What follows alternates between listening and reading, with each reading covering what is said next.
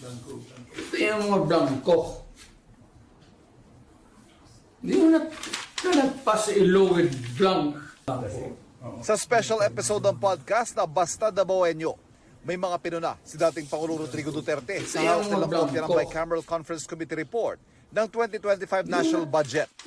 Galing daw ito kay Davao Congressman Isidro Ungab na minsan naging chairman ng House Appropriations Committee.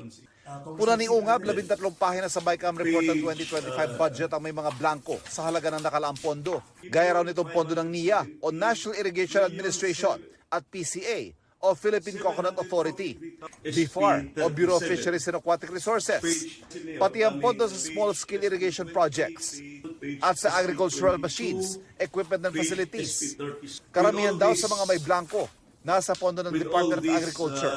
May blanco rin daw sa unprogrammed appropriations.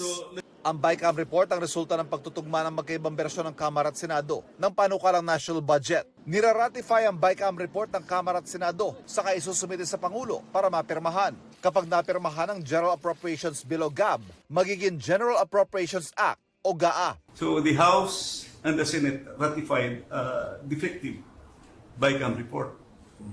In other words, apektado yung ating GAA. Para ka nag-issue ng check kanya ng blanco to. Ano yung sabihin? Sila na ang maglagay, ang sekretary o ang direktor? Anong kalokohan ng naisip ninyo niya? That is falsification of law. Perjury or whatever criminal action. You can all go to jail for that. Sagot dito ni Pangulong Bongbong Marcos. He's lying. He's a president. He knows that you cannot pass a GAA without with a blank. He's lying. He's lying because he knows perfectly well that that doesn't ever happen. Si Executive Secretary Lucas Bersamin, tinawag na fake news ang mga pahayag na pinirmahan ni Pangulong Bongbong Marcos ang budget na may mga blanco. Malisyoso at kriminal anya ang pagpapakalat ng ganito mga pahayag. Wala raw bahagi ng 2025 national budget na hindi binusisi bago ito pinirmahan ng Pangulo.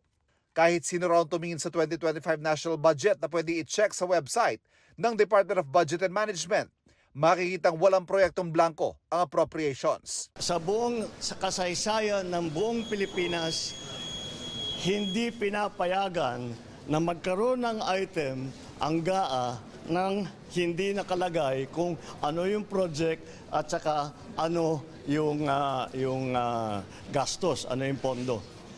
So, it's a lie.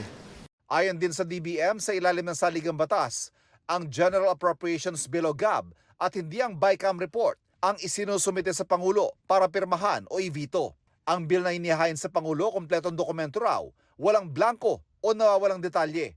Sabi naman ni dating Chief Presidential Legal Counsel Attorney Salvador Panelo, naghayag ang dating Pangulo ng legal opinion. Ani Panelo, kung totoo mga pahayag ni Ungab na pinirmahan ng GAA ng may mga kahinaan, maaaring makulong ang mga may pananagutan.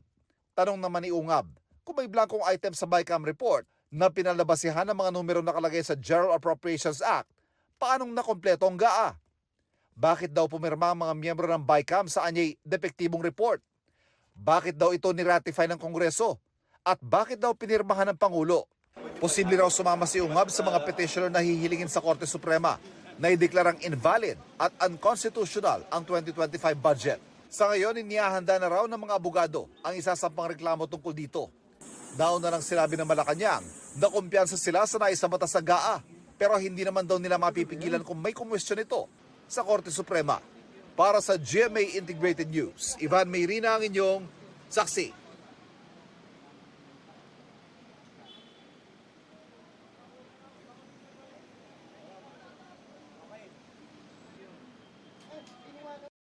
Mga kapuso, maging una sa saksi.